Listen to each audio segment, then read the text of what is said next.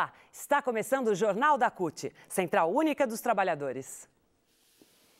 Nos dias 12 e 13 de novembro, a CUT promoveu em São Paulo o Encontro Nacional do Macrosetor Serviço Público. Foram discutidos, entre outros temas, a regulamentação da Convenção 151 da OIT, Organização Internacional do Trabalho, a Previdência Pública e a organização sindical no setor público. É um acerto que a CUT está tendo nesse planejamento que nós construímos, construindo os macrosetores. Por que é importante? Porque você, além de discutir as questões internas, quando você expande para uma questão fora da CUT, você amplia a condição da CUT dar respostas mais efetivas aos problemas que ela tem. É um debate muito amplo, né? Um debate que demonstra claramente que o serviço público é essencial para o Brasil, em que muitas das vezes os governos não têm prioridades em relação a isso, e que nós precisamos valorizar o trabalhador e a trabalhadora do serviço público para que a população tenha serviço público de qualidade. O serviço público no Brasil, com honrosas e raríssimas exceções, tem sido sucateado. Nós até reconhecemos que o governo federal tem apresentado alternativas que procuram valorizar o serviço público, procura ampliar o quadro de funcionários públicos, ampliando a construção de escolas, de universidade, etc. Mas essa não é uma realidade nacional. Na maioria dos estados do Brasil, o serviço público tem sido sucateado, uma dificuldade enorme para fazer processos de negociação democrática. Portanto, nós vivenciamos uma realidade muito difícil a nível nacional. Por isso que esse debate que a CUT está fazendo procura, de uma certa maneira, armar cada vez mais os nossos sindicatos para fazer um enfrentamento cada vez mais forte em relação a uma situação tão difícil e, ao mesmo tempo, eu acho que faz com que a central sindical também receba influência das demandas dos servidores públicos para que ela também possa fazer um enfrentamento da classe trabalhadora brasileira. O debate no macrosetor público está dentro de uma estratégia articulada com o planejamento da CUT nacional e das CUTs e dos ramos, na perspectiva de nós atuarmos enquanto classe trabalhadora sobre os vários problemas, não só dos próprios trabalhadores e trabalhadoras, como também dos problemas do Brasil como um todo e suas várias políticas. Esse debate é um debate muito importante, este ano principalmente, onde nós tivemos aí um exemplo de várias greves de grande porte, né, e de forte conteúdo aí de repressão, aspas, né, por parte, no sentido assim, do ataque aos direitos com essa questão do decreto 777 que proíbe a questão da greve, no sentido de que aqueles servidores federais que estavam de greve poderiam ser substituídos por servidores estaduais e municipais. Nós somos totalmente contra, a CUT declarou isso, soltou nota contra isso e agora nós estamos solicitando que a Dilma, nossa presidenta, retire, né, imediatamente esse decreto e que dê continuidade ao processo de regulamentação da negociação coletiva. Acho que o mais importante é que o setor público, pela primeira vez, as 3 esferas de contratação, que são os servidores públicos municipais, os estaduais e os federais, nesse momento, dentro da CUT, começa até a pensar qual é a forma de organização que você quer, discutindo as suas grandes demandas. Quais são as grandes demandas dos servidores públicos? Negociação coletiva, que é a regulamentação da Convenção 151, e obviamente não dá para vir a negociação coletiva sem discutir a questão dos conflitos, que é a regulamentação do direito de greve. Esse processo de debate dos macrosetores, eu acredito que é um processo fundamental para a gente avançar na nossa concepção, na identificação dos maiores problemas que a gente tem, e dentro do serviço público não são poucos, porque a própria questão de concepção do Estado que a gente quer, do tipo de serviço público que a gente quer, está em xeque, está em debate. Identificar quais os desafios centrais que estão colocados hoje para a organização dos trabalhadores do serviço público, né, de todas as esferas dentro da Central Única dos Trabalhadores, e de como se otimizar essas agendas, né, principalmente na perspectiva da gente uniformizar as agendas de todas as esferas. O setor público é muito grande, nós temos esferas estadual, municipal, federal, poder executivo, poder legislativo, poder judiciário, e Um dos objetivos do seminário é justamente identificar e uniformizar essas agendas que, dentro de uma perspectiva do fortalecimento da visão classista do servidor público do Brasil. Esse encontro, ele demonstra uma necessidade da gente discutir o serviço público no país, o servidor, até porque os números que foram apresentados demonstram que, apesar de um crescimento, há uma diminuição muito grande em relação ao número do conjunto do funcionalismo no país. Um outro dado bastante importante também é a questão da idade dos servidores do país, do funcionalismo de forma geral. Você tem um percentual muito grande, acima de 40 a 45 anos. Isso significa, se você olhar esses dois lados, bom, da forma geral, nós estamos diminuindo o número de servidores públicos no país e estamos aumentando o número de servidores, chegando perto de uma aposentadoria. Isso é bastante importante para a gente discutir os caminhos do serviço público e quem serão os trabalhadores nesse país que estarão no serviço público. Portanto, são desafios que estão colocados para nós. A outra coisa é a organização, né, dos trabalhadores no serviço público no país.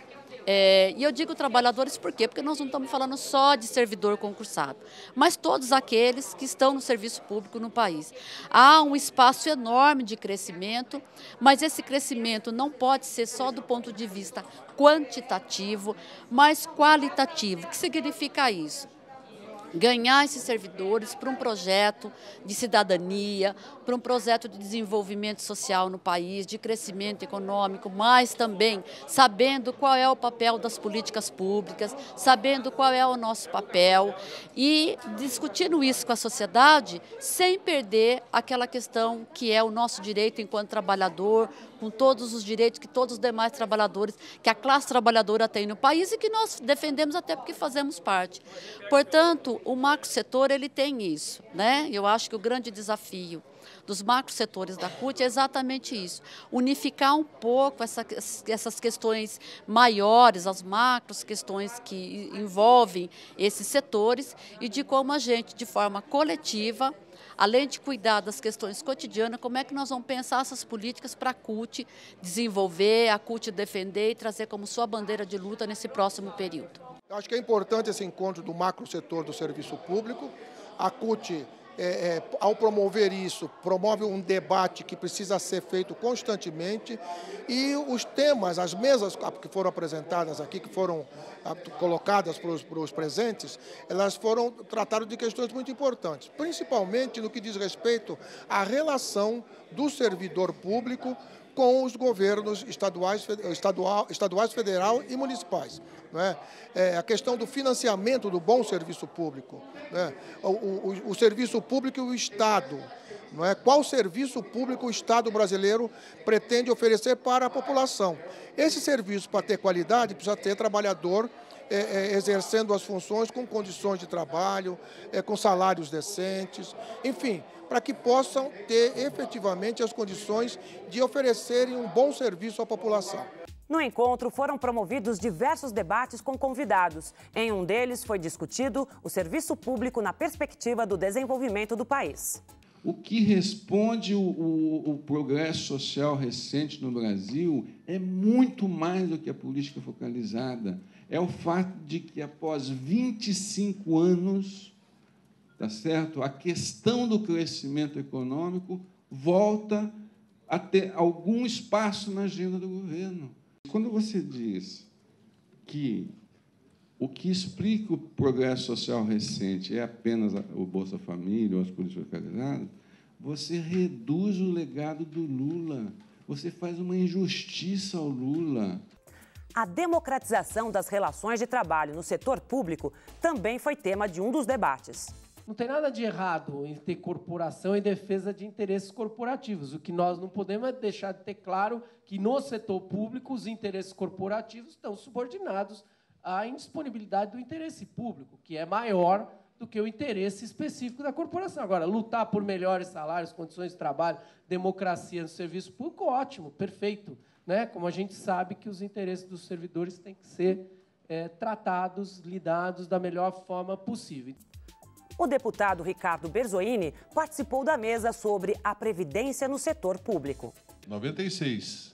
Regime básico universal com piso de benefício de um salário mínimo e teto de 10 salários mínimos para todos os trabalhadores, sem qualquer exceção, com iguais direitos e deveres explicitados no texto constitucional. Previdência complementar com benefícios acima de 10 salários mínimos pública, privada ou na forma de fundos de pensão fechados. O encontro definiu as estratégias de ações para o movimento sindical no próximo período.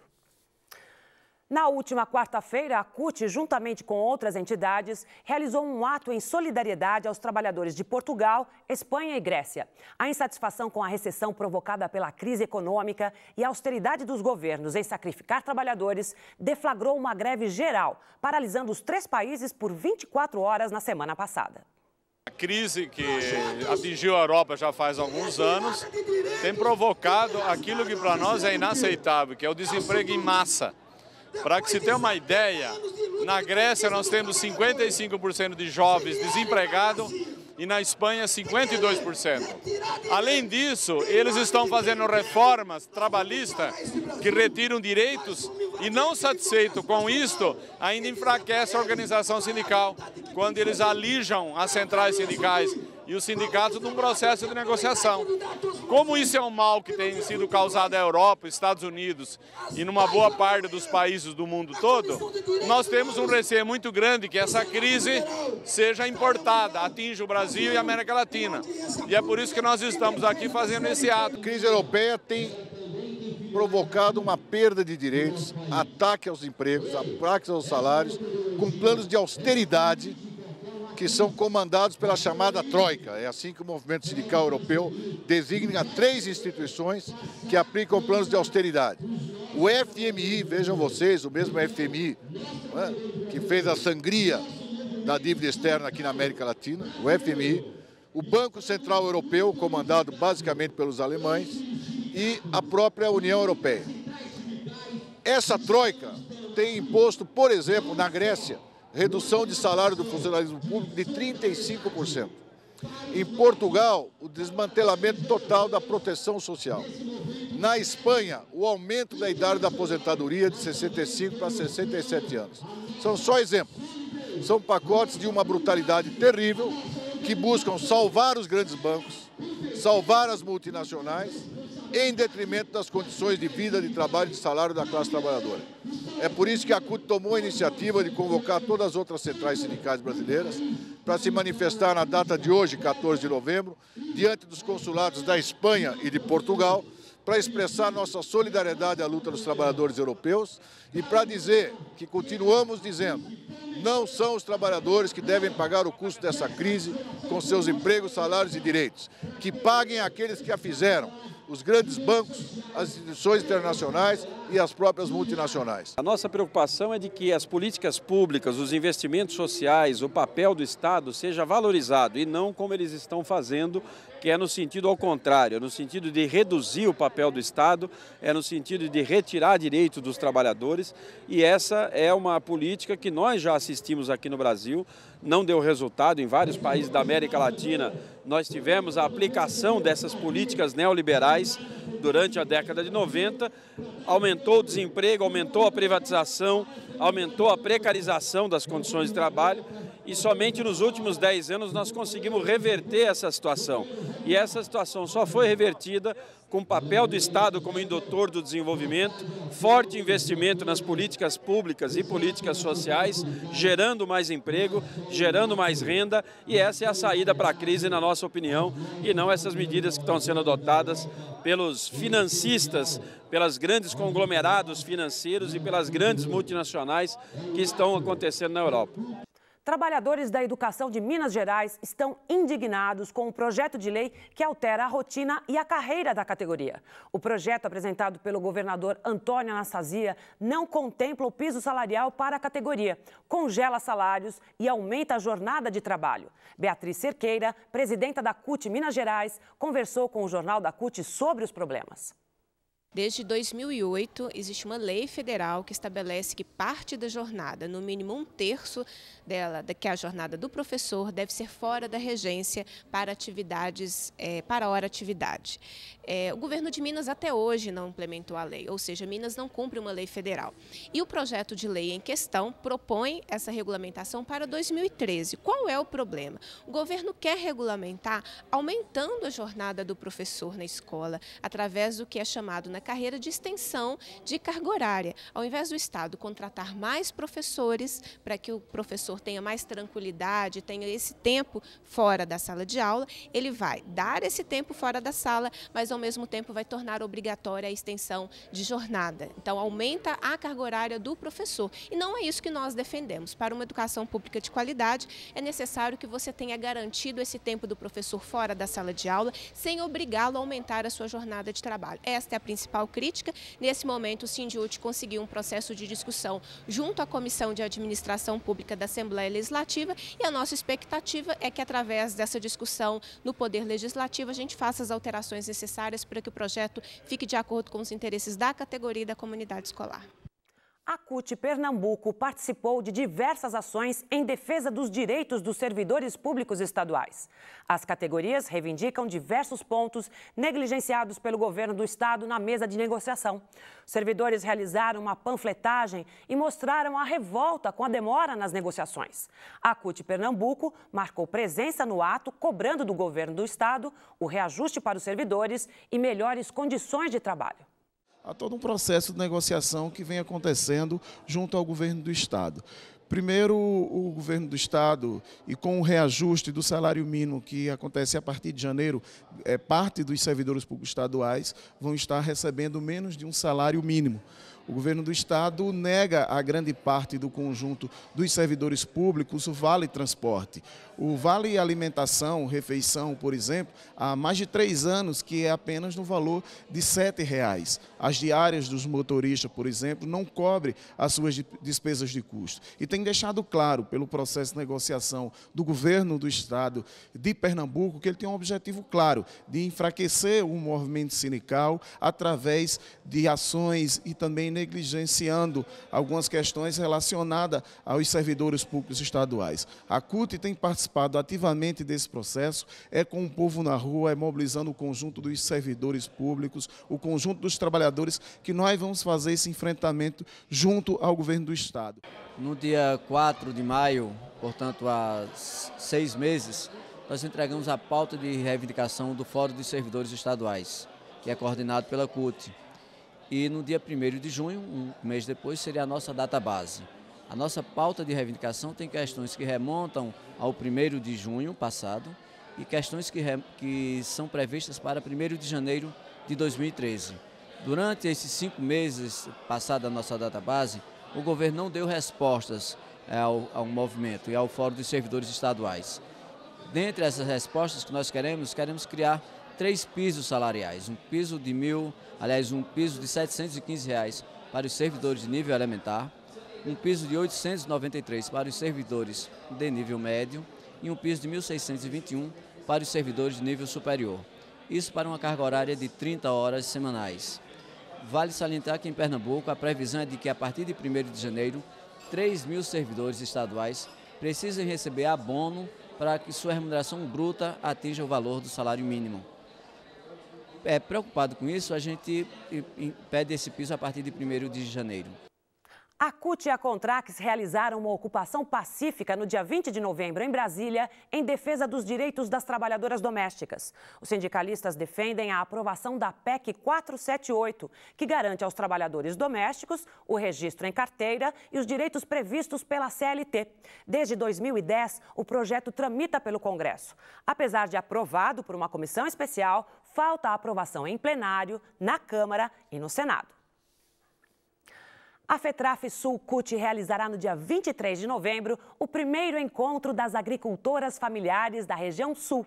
O encontro será realizado na cidade de Constantina, no Rio Grande do Sul, e reunirá 6.000 mulheres dos 3 estados da região. A cobertura completa você confere aqui no nosso jornal. E o Jornal da CUT fica por aqui. Até a nossa próxima edição.